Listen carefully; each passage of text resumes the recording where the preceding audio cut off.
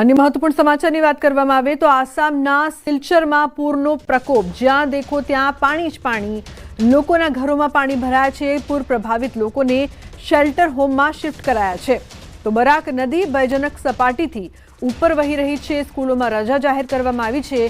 पूर अने भूस्खलन सामे झझूमी रहेला पूर्वोत्तर राज्यों में मौतना पण अहेवालो छे। आसाम में वरसादनो 132 वर्षनो रेकॉर्ड तूट्यो छे। पूरग्रस्त विस्तारों में राहत और बचाव माटे वायुसेना और आसाम राइफल्स ने बोलावाई छे।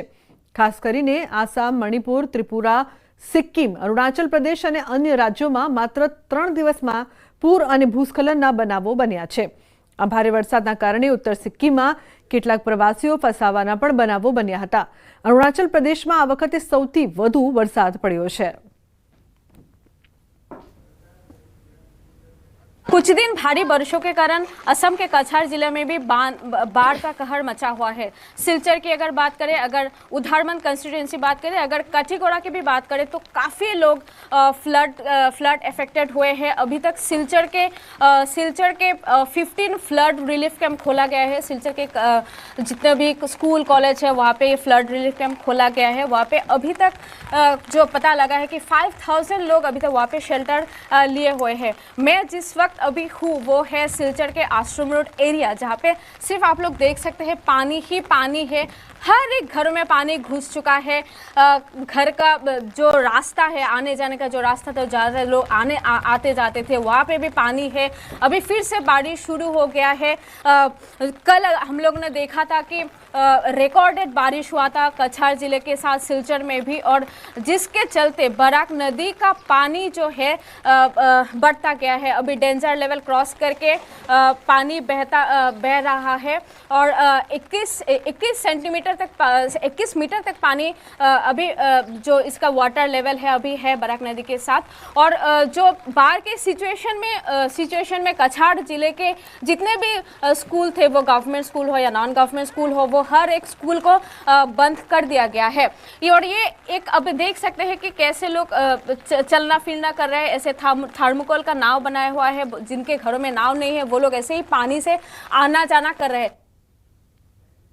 तो बंगाळनी खाडीमां सिस्टमना कारणे पूर्वोत्तरना राज्योमां वरसादी कहर छे। खास करीने आसाममां भारे वरसादथी पूरनी स्थिति बनी छे।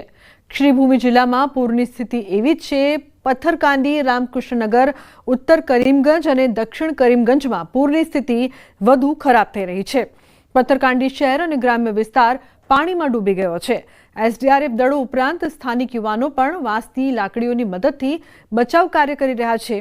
रामकृष्णनगर में शिबिरों में आश्रय अपाई रह्यो छे। आ दरमियान लंगाई और बराक नदीओं में बंध तूटवाना कारणे उत्तर करीमगंज और दक्षिण करीमगंज में घणा गामों हजू पण पूरनी झपेट में छे। अलग अलग विस्तार में 5000 थी वधु लोकोने सुरक्षित स्थळे खसेड़ाया छे।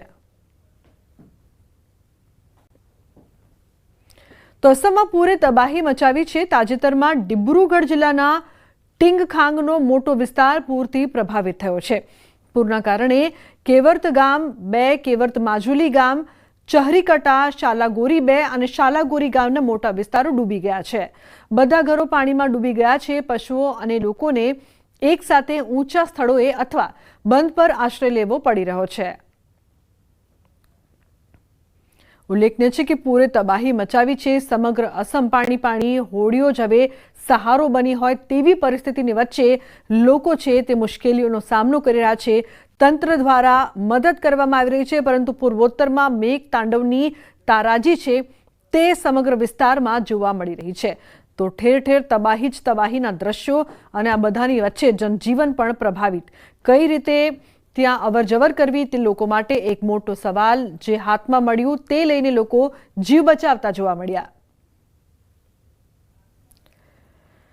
તો ભારે વરસાદના કારણે ઘણા પૂર્વોત્તરના ભાગોમાં તબાહી જોવા મળી રહી છે। અસમના કામપુરમાં પૂરની પરિસ્થિતિ આજે પણ બદલાઈ નથી। કપિલીપુર વિસ્તારમાં 1000 થી વધુ ગામો છે। આ વિસ્તારમાં ઘણા ગામો છે જે પૂરથી પ્રભાવિત છે। સત્તાવાર આંકડા મુજબ કામપુર મહેસૂલ વર્તુળના 76 મહેસૂલ ગામો પૂરની ઝપેટમાં આવ્યા છે। ગામના લોકોને સુરક્ષિત સ્થળે ખસેડવામાં આવી રહ્યા છે। પૂરની સ્થિતિના કારણે જનજીવન પર ભારે અસર પડી રહી છે। તો અસમમાં બ્રહ્મપુત્ર નદીમાં પાણીનું સ્તર ગઈકાલની સરખામણીમાં થોડું ઘટ્યું છે, પરંતુ લોકોની તકલીફોમાં કોઈ સુધારો થયો નથી. પૂરના કારણે ઓફાલા, મામલગર્ભ, ટિયા, બસ્તી, મજરાબારી, લીગીરબારી, ગટાંગા અને દિનચાંગમુખના ઘણા અન્ય વિસ્તારો ડૂબી ગયા છે. સાથે રવિ પાક, ડાંગરના પાકને નુકસાન પણ થયું છે અને પશુઓ માટે ઘાસચારાની અછત પણ સર્જાઈ છે.